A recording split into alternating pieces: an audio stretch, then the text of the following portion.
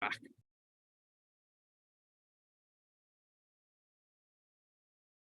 All right. Hello, welcome everyone to the, what month is this? June edition of Safe Space for White Questions. I'm Ajay Parasram. I'm here with my pal and co-conspirator, Alex Khasnabish, to welcome you to this installment. I'll just give you, I'll tell you who I am real quick and then how this thing works, and then I'll pass it over to Alex to do the same. I am a professor at Dalhousie University in Chibuktuk on the eastern coast of what we call Canada in the colonial tongue. And we basically operate by folks can log in and send us questions live, or they can send questions ahead of time. We have a few in the bank there. And the questions are about anything related to race, related to social justice, or anything that you might feel kind of shy or apprehensive about asking in public. You can come and ask those questions to us here, and we're going to do our best to answer that in a kind of compassionate way. We have a number of episodes in available for you to stream for free. I think 21, 22 or so. And yeah, that's how we're going to do it. I'm going to pass it to Alex, and then we're just going to jump right into it. Hello, folks. Welcome. Welcome back. If you're joining us again, welcome if this is the first time with us. My name is Alex Khasnabish. I work at Saint Vincent University in sociology and anthropology. But this space is not a university space. This space is a community engagement space. And we're so happy to have you here with us. Happy to take your questions and get right to it, really. I won't waste any more time. Back to you, Ajay. All right, thank you for that. Okay, folks, so the first question, we have a number of questions in the pipeline. They're quite long. So what I'm going to do is I'll just read it so that viewers can hear the full description from the person posing the question, but then I'm going to just try to paraphrase it so that when we're doing transcriptions, it's going to be easier for folks who are going to be reading along later. So the first question: recently, I was reading the book We Are in the Middle of Forever, and in his essay, Stan Rushworth quotes Billy Myers, who was honoring a much earlier peace leader, Jake Swamp, by planting 6 white pines. On the trees, he hung spirit ribbons, black, white, yellow, and red to represent the human races. Of course, these are also the colors of the traditional medicine wheel, of which many First Nations community across Turtle Island, and no one could really determine a sort of which came first, the wheel colors or race colors, but I find the assertion that there are races that could be divided by color, or even races at all, problematic, as early eugenic proponents and other racially prejudiced white movements developed the 5 original races narrative. I would never claim that a First Nations elder is propagating a racist ideology. However, in any culture and or tradition, there's always room to grow and adapt to continuing understandings of history and the present context. I heard an elder speaking in person to an elementary school who connected these medicine wheel colors to the races as well. What might be altered or reconfigured in this language of different races if needed at all? So a complex question. I'm going to paraphrase this question as: there are representations of races on medicine wheels, and is this reification of the imaginary divisions between races? So my first sense is that ultimately, especially when we're dealing with different languages and different cultural traditions, there is a tremendous amount of translation at work. I'm not an expert on any kind of medicine wheel, so I'm not speaking in any way that can reflect like true knowledge about that. But, you know, my sense based on like what I've read, what I've learned, what I've heard, would be to stress the fact that, you know, what an understanding of races and different people might mean, for example, you know, in the plains from 10,000 years ago, is going to be a totally different configuration of race to what the kind of post 19th century or even earlier, like, you know, post 1500s understanding of race is. The specific empirical history matters. So what's being addressed there is not necessarily the same. So my basic understanding coming from a non-Indigenous perspective is that talking about different races could also be considered as thinking about different, you know, nations that have like great distances between them. So substantively, what we're talking, like the truth is there are people from all over the world, and we do have differences that manifest culturally, differences that manifest in superficial ways, like colors of our skin and whatnot. But I don't think that my sense is that I don't think that an elder, explaining the medicine wheel as a way of, bringing people together for peace and diplomacy, I don't think that that's necessarily reifying the idea of race, especially when we're talking to kids who are fully and completely indoctrinated into a modernist society that's grounded in a particular history of white supremacy.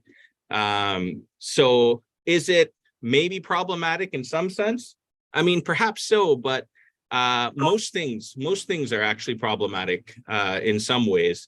But when you're doing communication, translation, and education, sometimes it's okay to kind of meet people where they are in order to invite them to take something further. So to paraphrase, my answer to this one is that no, I don't think that an indigenous perspective interpreting the medicine wheel that talks metaphorically perhaps about racial difference is reifying race in the same way that kind of white nationalist genealogy tries to do it. Over to you, Alex.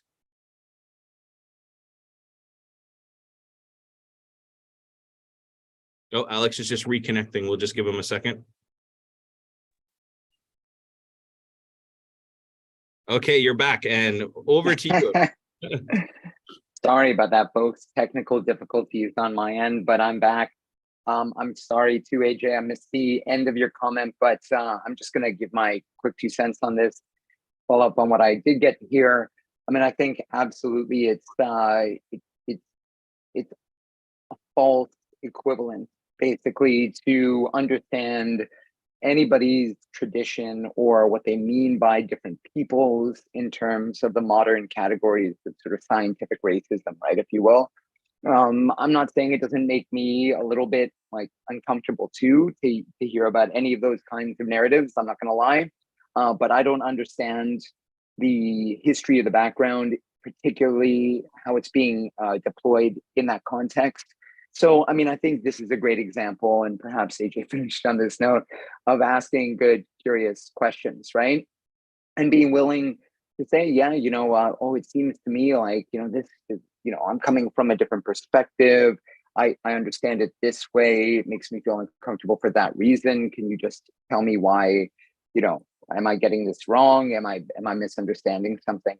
Lots of people have different ways of conceiving the other, right? And that goes back historically, right? It doesn't mean it necessarily even maps onto modern categories of xenophobia, of racism, anything like that. Although there can be elements of that sometimes, right? So just being curious, asking the question, but yeah, a great example where we shouldn't assume cultural translation is just a one-to-one thing. Right on. All right. So our next question is somewhat related, actually. And it reads, as you both often mention, race is a social construct and not a scientific reality, but race is still relevant. Claiming to be colorblind is a haphazard reaction by white folk, often with a desire to deal with racism or claim that it doesn't exist.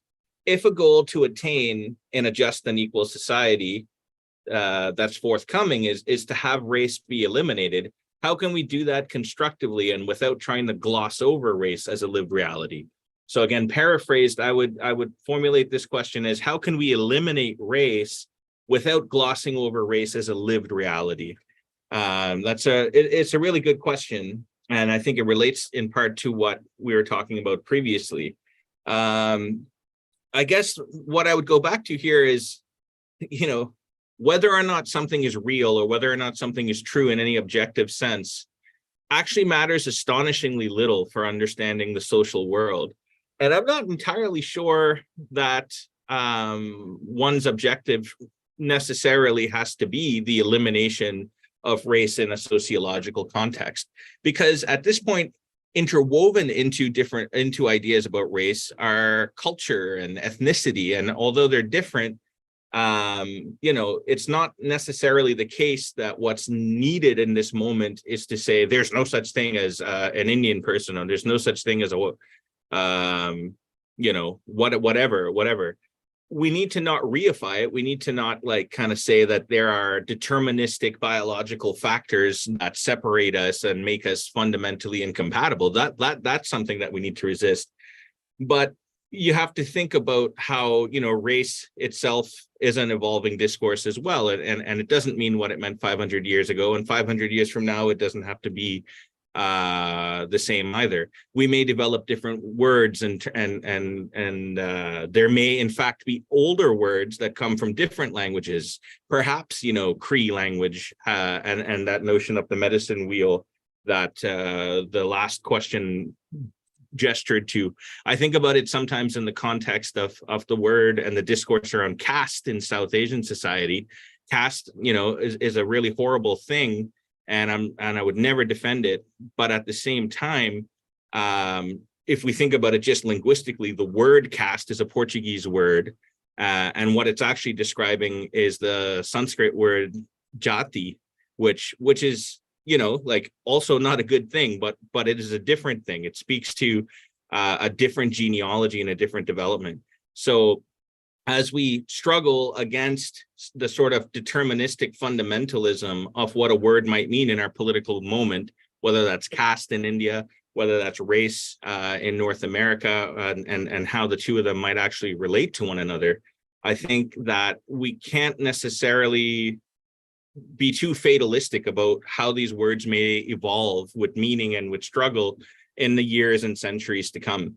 So how do we eliminate race without glossing over race as a lived reality? I don't think we need to worry about eliminating race right now. I think there's lots of steps that we need to get to before the consideration of eliminating a race and a concept and a word like that is the next urgent thing on our mind, if that makes sense. Alex?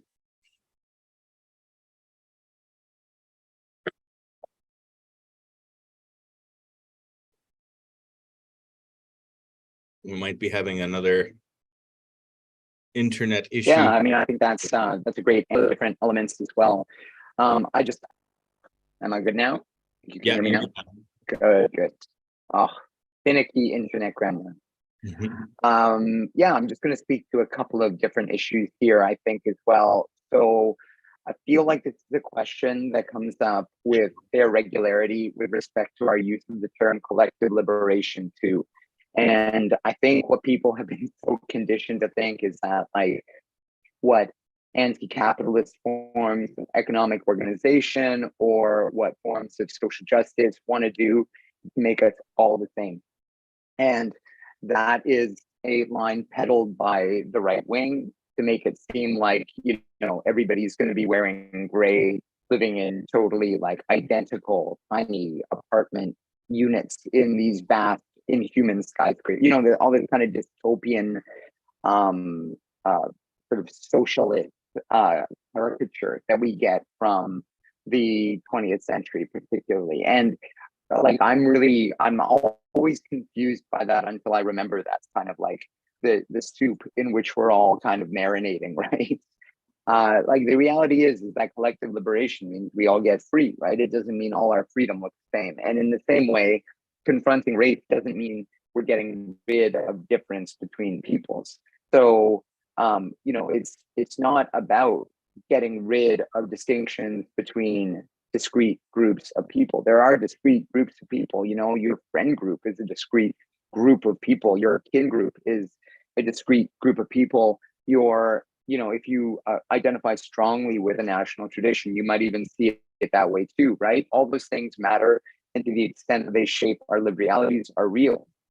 The problem with race, and particularly the problem with racism, is it creates a hierarchy based on those differences that says certain lives matter more than other lives, and certain kinds of people who fit into those groups have more rights, are more entitled to power, resources, are less exposed to premature death than other people who belong to those other groups that are arrayed along that ladder, that hierarchy. That's the problem.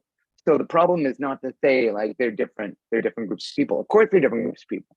And in fact, one of the things that's, you know, very contradictory and also very cunning about the rhetoric that comes at us from the far right these days is it's like, no, equality is all about everybody being equal. And so we shouldn't belong to pride flag because if we fly a pride flag, then what we're saying is that group is somehow special. And you know, like, why don't we fly a straight pride flag? And why don't we have, you know, like I saw, you know, this whole decision, not to go off onto another tangent, but maybe you've heard, if you're a hockey fan like me, that the NHL has decided to do away with its special cause jerseys, right? And of course, this all comes from the fact that they had a few fundamentalist Christian players who decided that they didn't want to wear the pride jersey because they're not, like, frankly, I wish they'd just come out and be honest, right? They're not supportive of queer struggle, queer rights. They don't believe, like, I mean, like, I'm not gonna, you know, shit all over them, right? They frame this differently. I'd be up for having a conversation, but the way it comes across is really like weaselly, mouth words around, like, well, you know, I'm a fundamentalist Christian, and so it's my right to say that those people aren't really people, don't deserve to be recognized. So, I mean, you know, like, this language of equality can be mobilized to flatten a social space that isn't actually flat, right? Like, it would be one thing if we know we don't live in a world like that. So actually, you know, it's, for me, I don't know, it's not a hard thing to hold in my head. And I'm like, on the one hand, race as a biological concept is nonsense. And like, every good geneticist will tell you that today. You know, I'm not a geneticist. I don't claim to be, but I certainly read the work of geneticists. They talk about population, human population. And there are genetic differences between like large groups of people who have lived in proximity and interbred for a long period of time, and those people who are more distant. That's what you're getting if you go to that, like, 23andMe or Ancestry.com or whatever. They're not using a time machine to go into your distant past to see where your people come from. They're looking at certain genetic markers and saying, oh, like, you have markers that put you in way closer proximity to these groups of people than these other groups. And those markers don't mean, oh, a fundamental difference in humanity, because most of those genetic markers, scientists do not understand how they interact with the environment and how they produce what we understand as like the physically observable traits of our human experience or any other living creature's experience. So, like, I don't know. I mean, this is, I find, you know, to be fair, in the classroom, this is one of the things my students struggle with most. It's like, well, how can it be that there are differences, but that we're not organized into discrete groups because of them? Well, let me give you another quick example and then I'll shut up. You know, I spend a lot of time doing jujitsu, right? Just because I spend a lot of time doing jujitsu and hanging out in there does not make me somehow like a jujitsu centric human or animal, right? Like, I could spend lots of time watching NASCAR, playing video games, smoking dope, watching baseball, reading books, like delving into any, but none of those things make me only that, right? So just like that, your cultural community, your roots, your ancestors obviously combine and shape you, but it doesn't reduce you just to the sum of those experiences, much less does it shoehorn you into a really narrow so-called racial category, which has never had any like scientific or empirical backing, and in fact persists despite the considered attempts of all kinds of largely non-politicized scientists to get rid of this idea. So just like AJ said, I mean, we can have a world filled with difference, and we should celebrate that difference.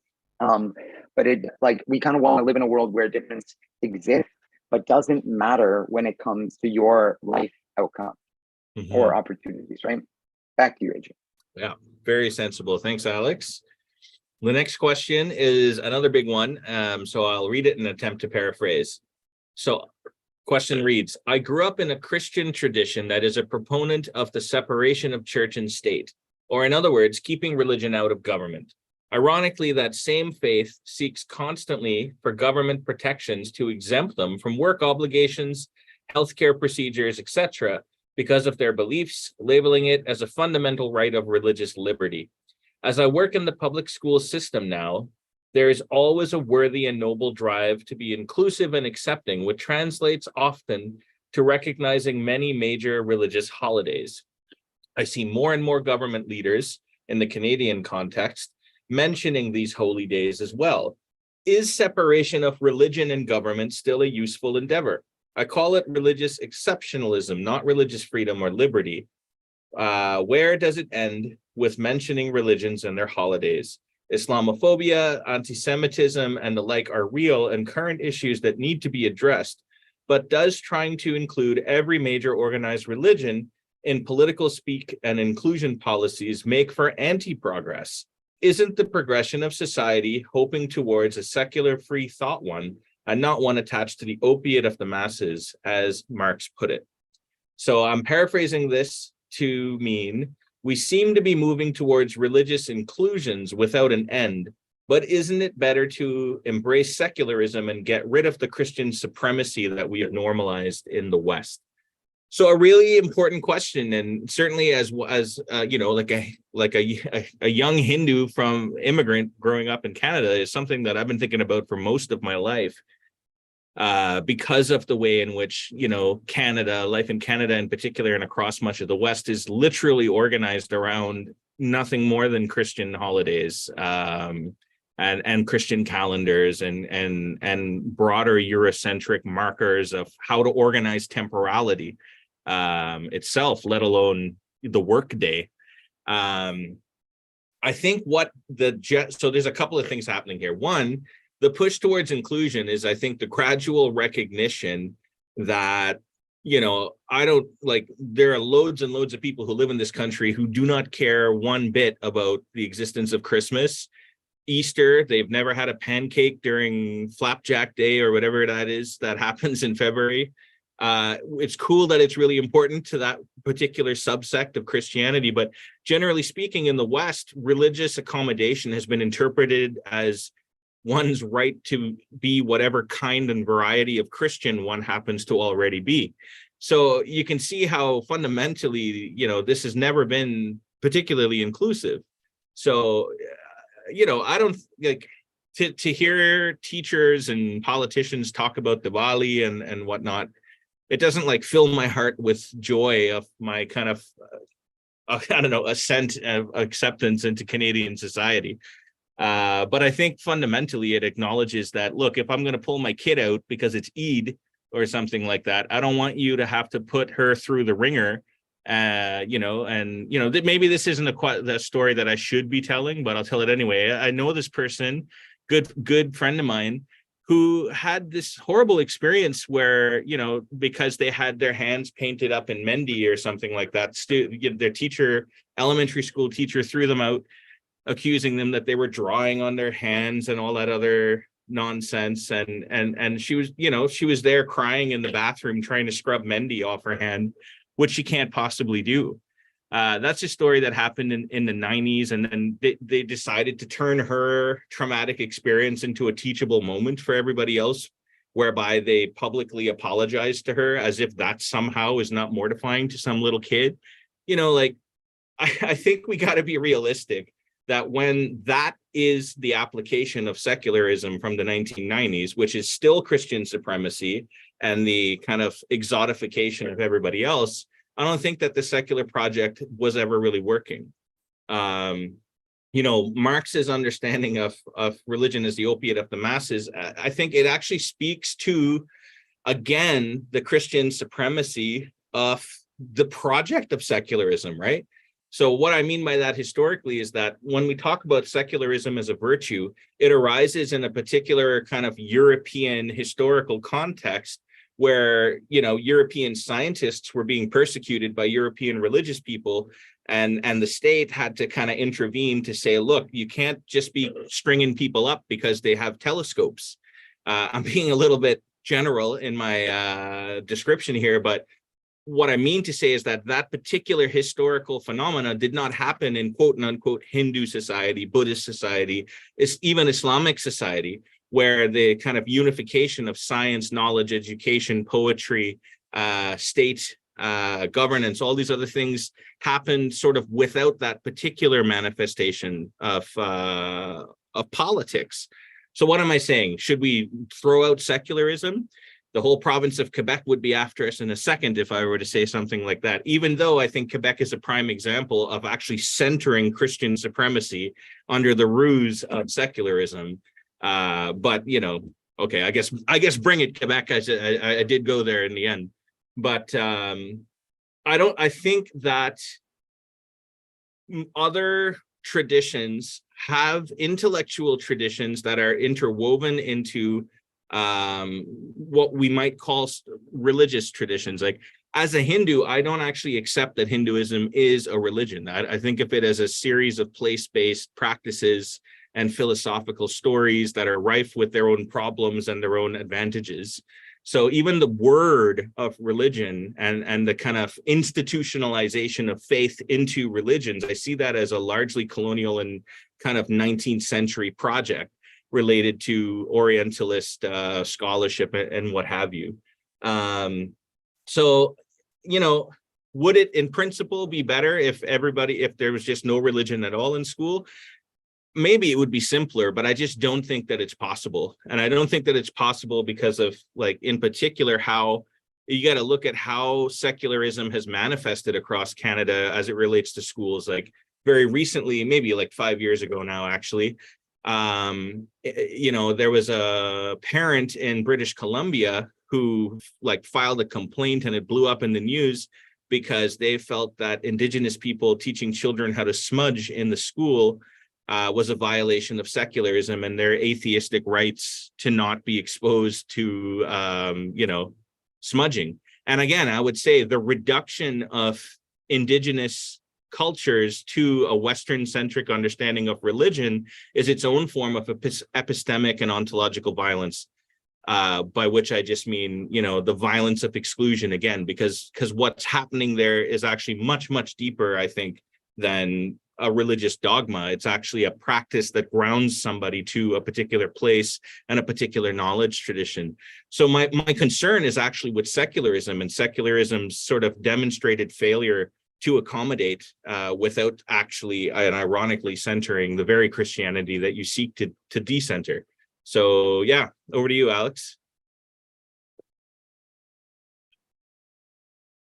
Yeah, I mean, I think that just hits the nail on the head in so many ways, right? That in some ways, like, we just come back to the problem of like, not the problem, but the context of history here, that secularism, as we understand it in the so-called West, is a product of exactly the kind of like complex power relationships and social, political, cultural transformations that AJ's talking about, that come out of that context. And that doesn't make it wrong. It just makes it specific, right? So yeah, if you think about, you know, it's even how we talk about the left and the right politically, right? Maybe you know, maybe you don't. Like, the whole left-right idea comes out of the French Revolution, and where you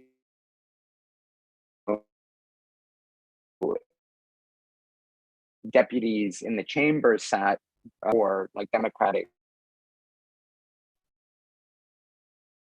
liberation, right? And so the right was conservative, the left was political spectrum. You know, it doesn't describe how anarchists and communists disagree. It doesn't describe how there are different kinds of like right-wing thinkers that we just all like, you know. And here, same way, we need to understand secularism as a response to just that, right? You think about the so-called divine right of kings to rule that held sway in Europe for hundreds and hundreds of years. Secularism is a response to that, right? Hey, you can't just say you're born into the world to rule over the rest of us, and we're just supposed to, you know, like, put up with it. The separation of church and state comes out of there, and I dig it. Like, I think that's a great principle. And anybody who knows me knows, I'm just gonna be honest about this, that I have a real hate on for so-called world religions. all of them, you know. But as AJ is pointing out, like, I don't hate them individually as like ways of thinking about the world or their principles. I hate the fact that they've become essentially, you know, transnational corporations that like recruit, hoard wealth, prescribe certain behaviors, and are intimately bound up in our shitty geopolitical mess. Like, that's why I hate them. Right? I don't hate Christians individually, but I hate the role the Christian church has traditionally played. I mean, again, I can hold those things in my head at the same time and have no problem with it. I think we cannot go down the road of doing what is being really like poorly pantomimed in Europe and in Quebec, frankly, right now. And I'll go, you look at my textbook, and I'm putting a shameless plug for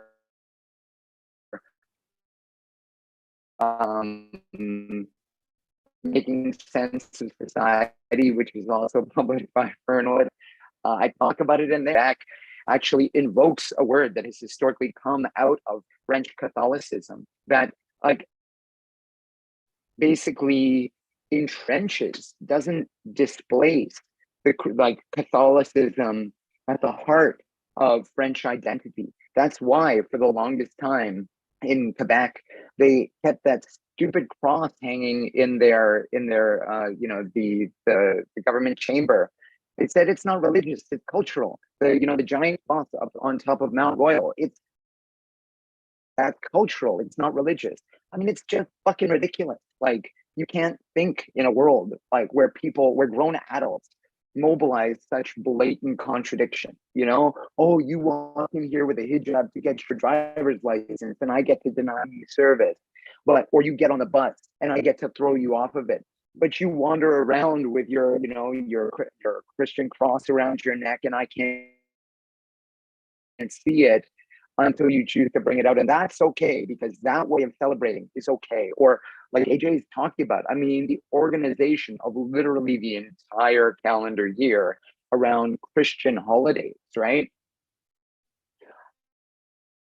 I mean, it's an easy thing to imagine becoming hopefully a bit more common sense about this and saying, yeah, you know, people are differently able. Would we expect somebody who doesn't have the use of their legs to climb a steep staircase? Of course not. Does that mean they shouldn't be a worker in our environment?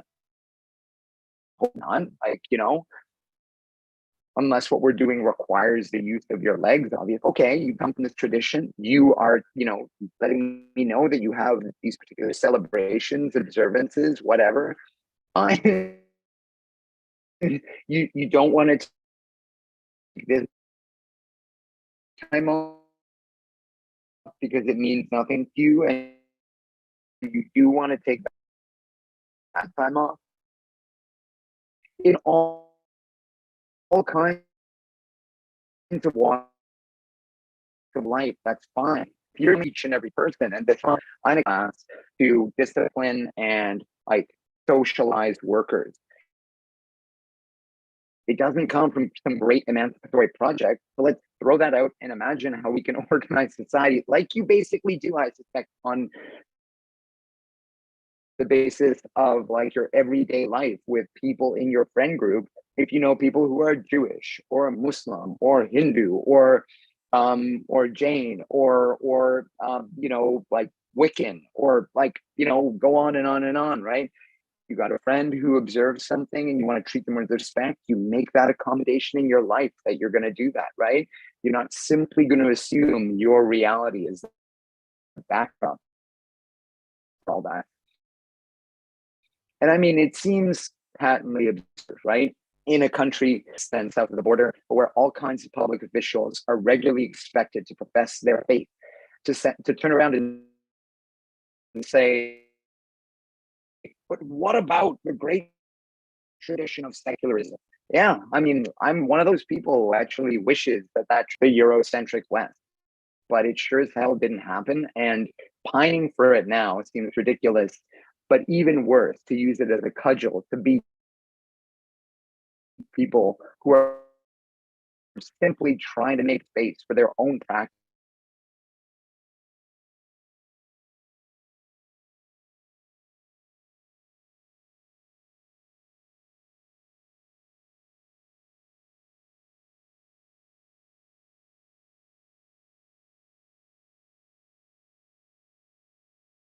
think we're frozen again.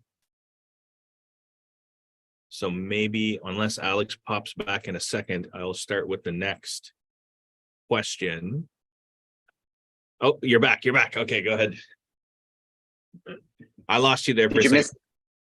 I think. Oh, I finished on a very profound note, and it's all gone now, so nobody will ever hear it again. Maybe I think my rant was done. Why don't we? Yeah, let's move along to the next one. I think I got my point across.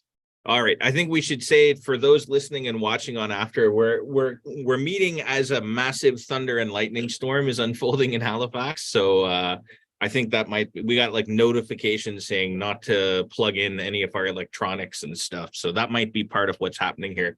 Okay. So the next question is, I am wondering about female garb in different Islamic traditions. In this context, I would defend the right of anyone to wear what they want, when they want it, again, with social contract sort of limitations in terms of hate images, violence, etc. I feel that the trend in popular culture and general society goes beyond simple acceptance to almost a celebration of wearing a hijab or a niqab.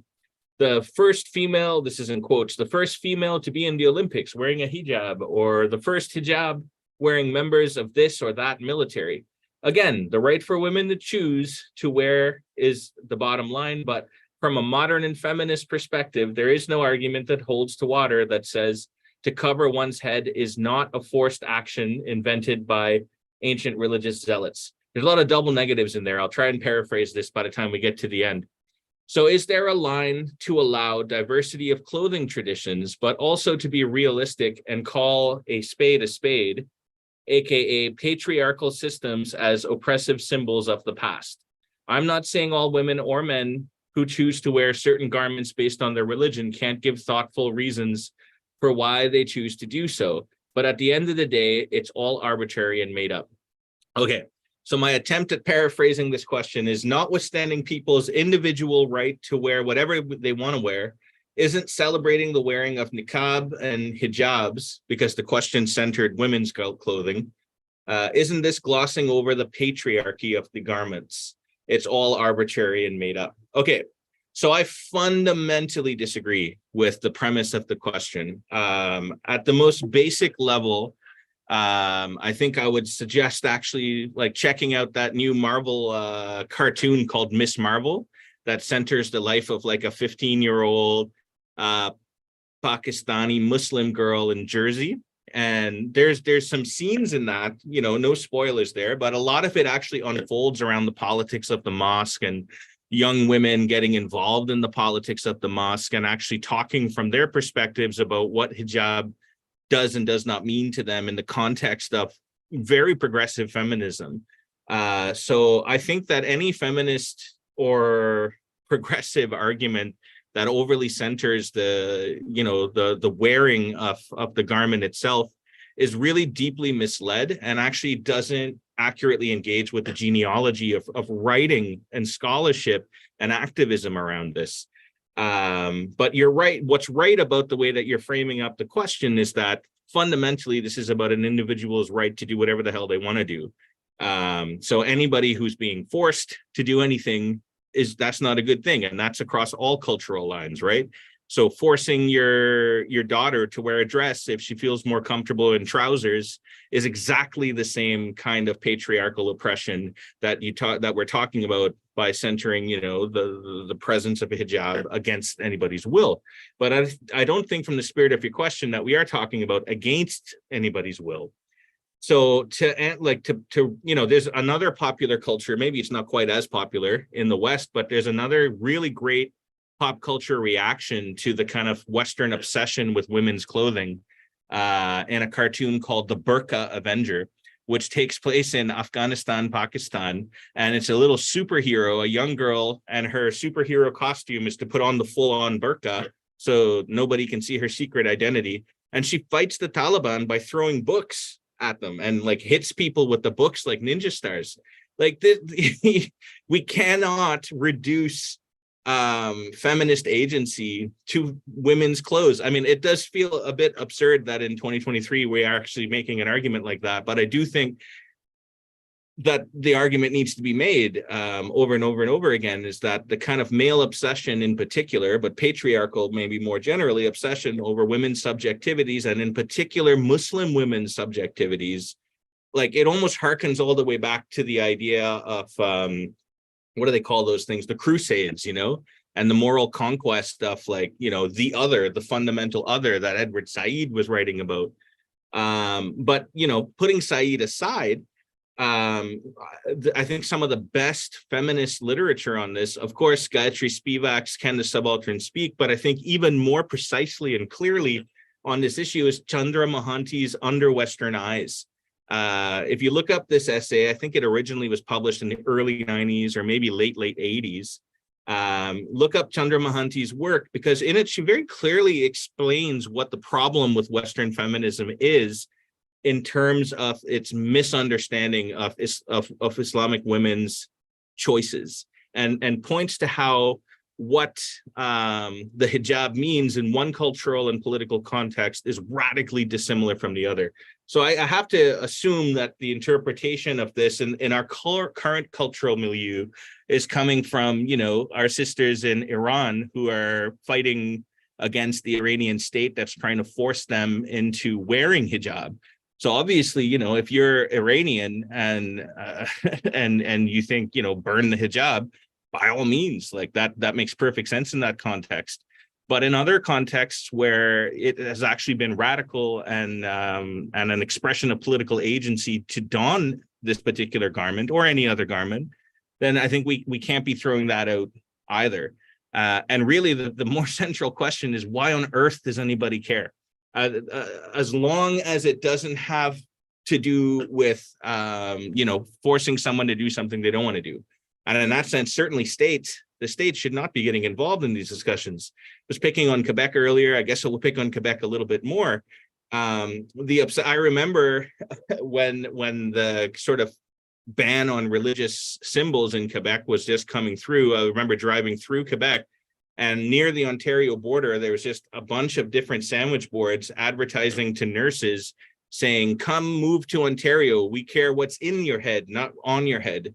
And I just thought, like, what a magnificent way to convince nurses to abandon the Quebec medical system and cross the border, because it's so simple. Is that just don't worry about it. You don't need to worry about it if somebody is swimming in a niqab. You don't need to worry about it if they're swimming in a bikini.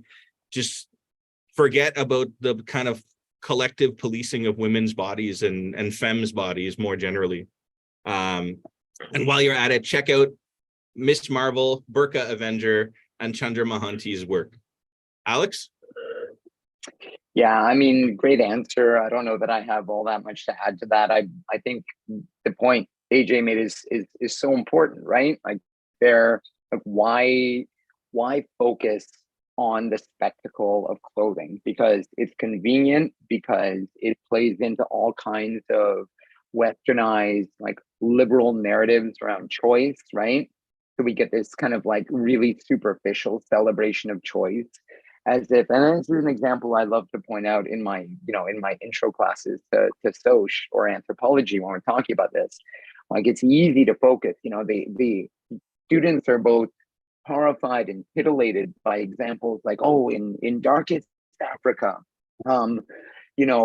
people still practice female genital mutilation, right? And you can get into this big discussion around that. But then, like, if I flip the example and I omit context, I'm like, do you know there are parts of the world where women, and other people increasingly starve themselves or throw up after meals in order to achieve an unattainable beauty standard? Do you know there are places where they go in for dangerous, purely cosmetic surgical procedures to lengthen their legs, to raise cheekbones, to remove fat? Like, can you believe somebody would, and of course I'm talking about North America, right? Like,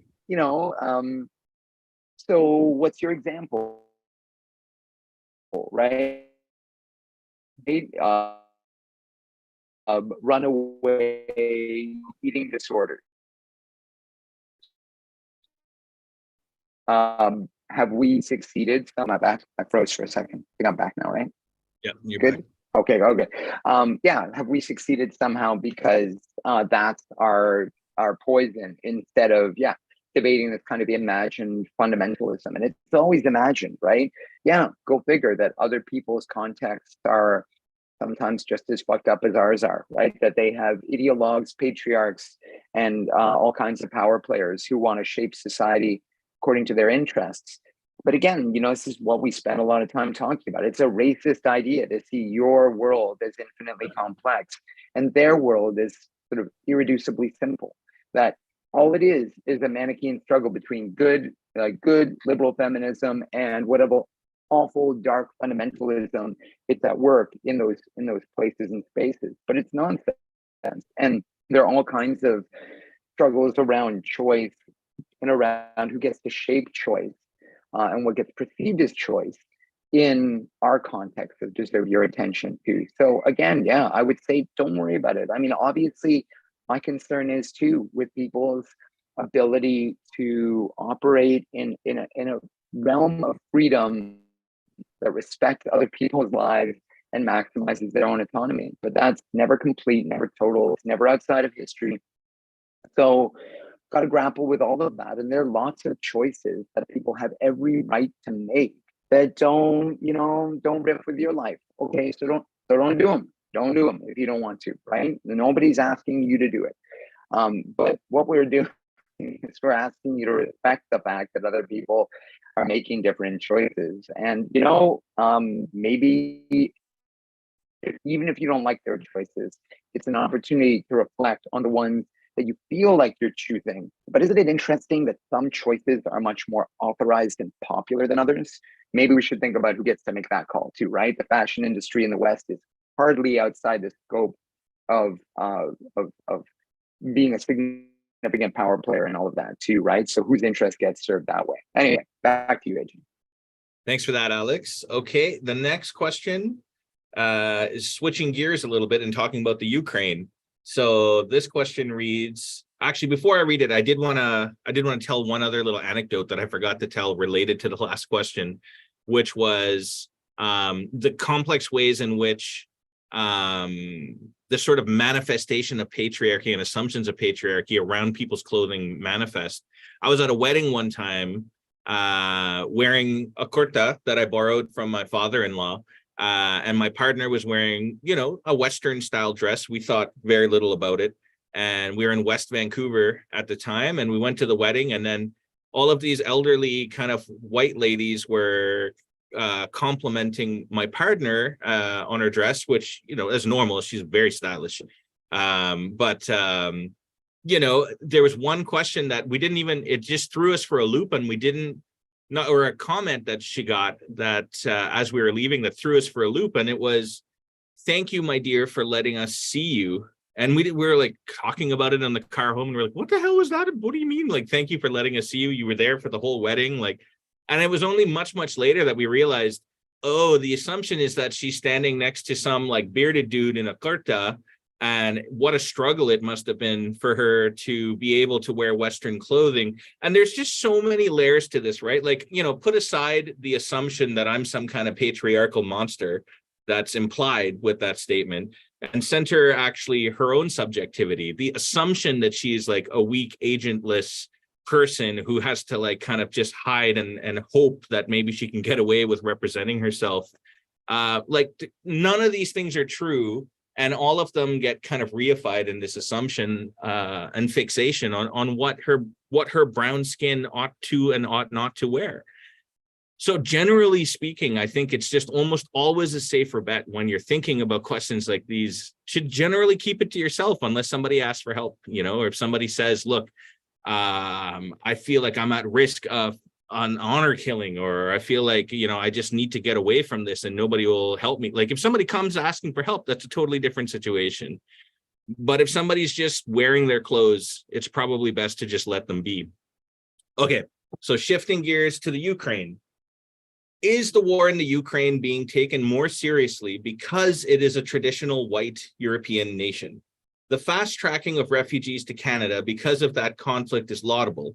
However, Afghans who have served Canada and allies for years are getting stuck in dangerous situations and not much movement seems to be happening.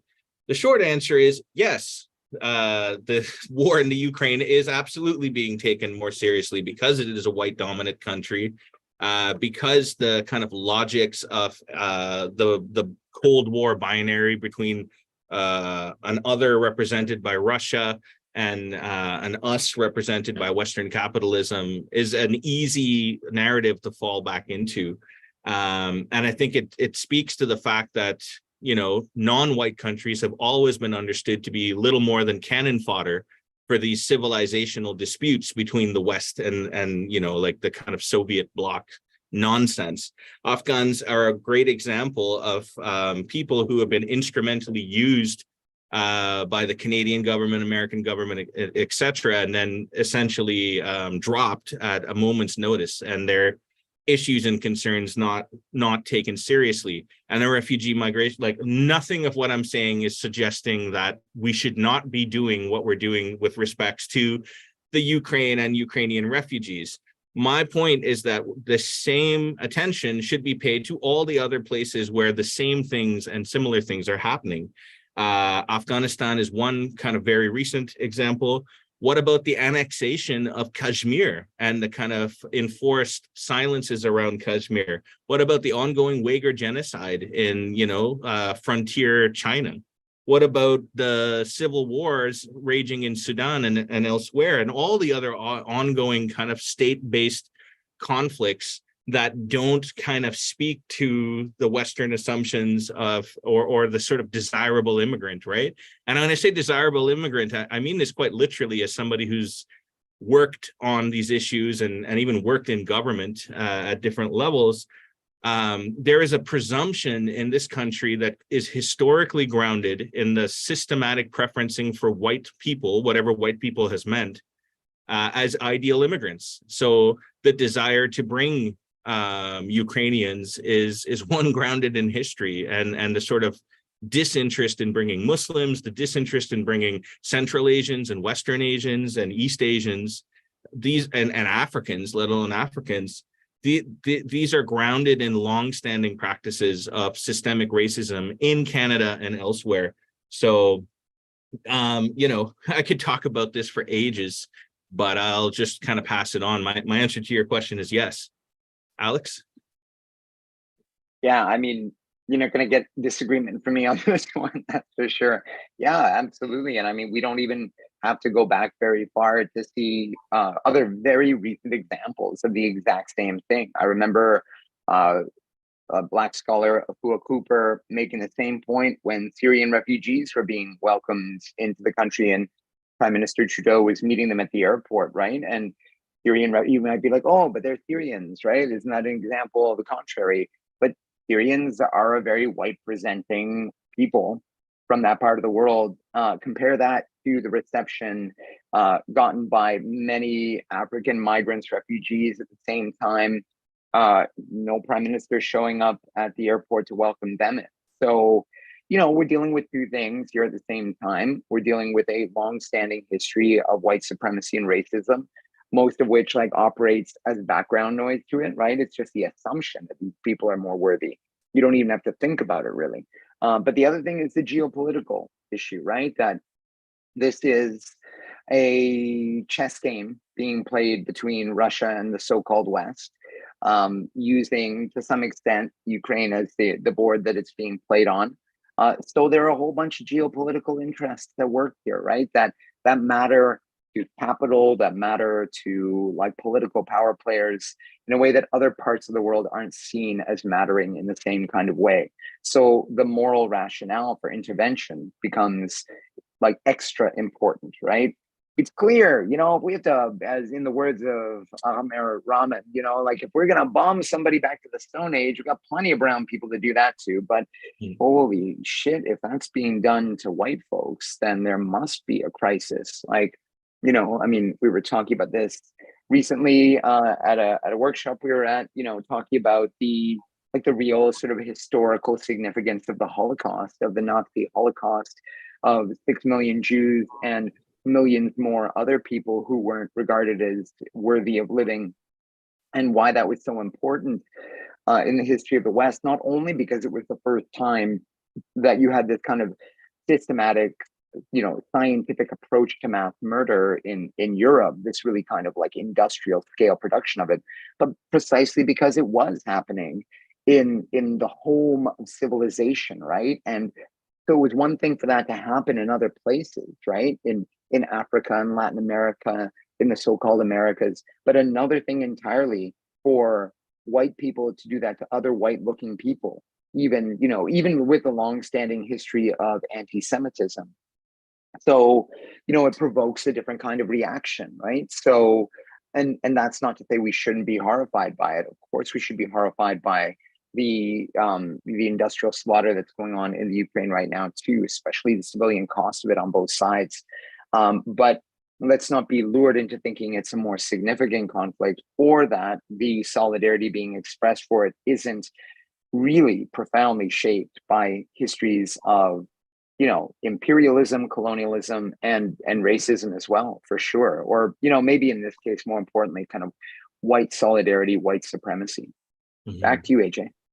Let's sneak one more question in, because we're just about to round out the hour, but this is one that's been waiting for a while. So this last question is, often people say that national history is misinformation, but I see national history as disinformation, because it seems to be purposefully presented in a way to sanitize national brutality and its legacies. Do you have any thoughts on the role of disinformation in this context? Really good question. You have to think, so national history itself emerges in a particular historical context, right? And when we think about the history of nation states, or state nations, as I would prefer to call them, and the sociologist Anthony Giddens is the first place I've seen that spoken about, which is where you make a state and then build a national narrative around it, which I think is a more healthy way of understanding state formation in the kind of modern era. It's like, is it disinformation or I think it is both, perhaps misinformation and disinformation. The disinformation is kind of more pernicious nowadays, when people they assume that the purpose of their history telling is to valorize the nation or to serve the national interest. History should never serve a national interest, or history ideally should never really serve interests. It should actually be as close, I think, an attempt at telling history as it actually was, as the famous historian Leopold von Ranke wrote about as early in the 1820s. That said, obviously there's no objective place, so it makes sense if if you are engaged in post-colonial histories, for example, it makes sense to want to tell histories and stories about national liberation struggles as part of a history that has brought about the political present. But as Frantz Fanon and others has kind of clearly documented, that the utility of that quickly comes to an end. And Fanon basically said, all these bourgeois kind of national intellectuals and artists and so-called revolutionaries who want to constantly tell nationalist stories about how wonderful they are and the struggle, we need to basically get rid of those people altogether. And if you're not grounded in the ongoing process of remaking the state and remaking society, then you're not really doing the work anyway. So it's like a call for a very grounded form of political practice in history. So when we tell national histories, when you tell a history of any kind, you're essentially building a telescope, right? And you're saying, let's focus in on these few factors to tell a particular story based on the kinds of facts that I can gather around this sort of thing. The nation state is not, in my opinion, a very logical way to organize this kind of history, because they have their own histories and borders are shifting and national communities are always shifting. Thematic histories do a better job of telling us about this. Or so what is the history of state formation as opposed to what is the history of the state? Because even in posing that question, what is the history of the state, we assume that state has always existed ahistorically, right? And the history of the state formation is something different. And when we tell Canadian history, for example, since we're living in Canada, what has historically happened is this absolutely, just as you phrased it, sanitized narrative about these lost explorers, maybe in the most gentle form, getting lost and learning how to make canoes. That's how I was taught Canadian history, right? and it's so violent and it's so untrue, doesn't necessarily mean that we should be like trying to tell nationalist leaning histories in one way or the other, but they serve a role, but that role is not, it's not as much a role. It's not as important as it sometimes is valorized as being. There's better ways to tell histories. So Alex, I'll pass it to you and then you can close us out for this session. Sounds good. Well, I would never contradict the actual historian here. I think that was a wonderful deconstruction of history. I'm going to be like really straight up about how I feel about this. I think nationalism, like religious fundamentalism, is a disease. Like, it's a disease of human societies. It's a disease that's been intentionally cultivated and then unleashed upon us by our ruling classes, really. Like, and for those people who want to understand the history of modern nationalism, you should read, I think, for me, these are two books we've recommended again and again, like nothing new here, but Benedict Anderson's Imagined Communities on the one hand, and then the Racial Contracts by the recently deceased amazing African American scholar whose name is totally escaping me right now. Read like The Racial Contract and Imagined Communities, and there's so much, I think, insight to be gleaned from there, right? That there's like, what we're getting is a very specific and motivated story that's supposed to make you feel like you have these kindred spirits that you live amongst kindred spirits, most of whom you will never ever meet and whose life you know nothing about, right? So Canada has just passed 40 million people apparently, right?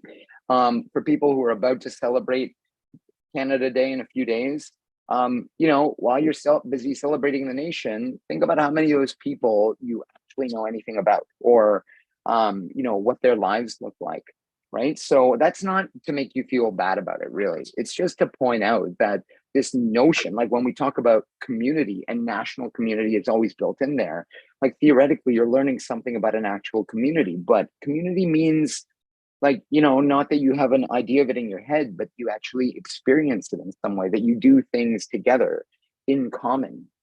And that's more than just like reading the same nonsense bullshit about like well-meaning and explorers who met up with very, very friendly indigenous people, and then Canada just kind of happened.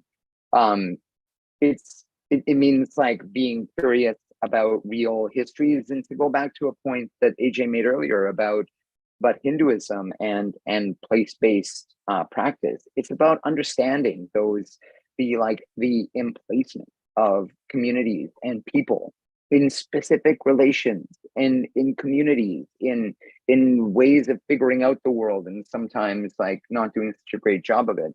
So it's much more useful, I think, to attend to that. And on a day we just heard that he's passed, I want to give a shout out to the scholarship of Dan Paul, whose amazing book We Were Not the Savages. It's still essential reading, I think, for anyone who wants to understand Canadian colonialism and Indigenous resurgence, particularly on the east coast of Turtle Island. But in that book, Paul does exactly this. He doesn't present like a history cut neatly from whole cloth. He presents a history of encounter, interaction, complexity, different agents, bringing in their intentions, different power players shaping that narrative, and that's those are the kinds of histories that are worth reading. So don't buy nationalist fundamentalism any more than you should buy religious fundamentalism. Would be my take on that. Folks, thanks so much for being with us for yet another month. We will be back with you next month in July, and looking forward to your questions. Remember, you can drop questions anonymously anytime you want on that handy dandy Google form. You can also ask them live while we're doing this on YouTube during the sessions. Thanks so much to our friends at Burnwood who do such hard work bottom lining all of this. Thanks to my partner in crime, AJ. for putting up with me. And thanks to you all for being here with us this month. We will see you again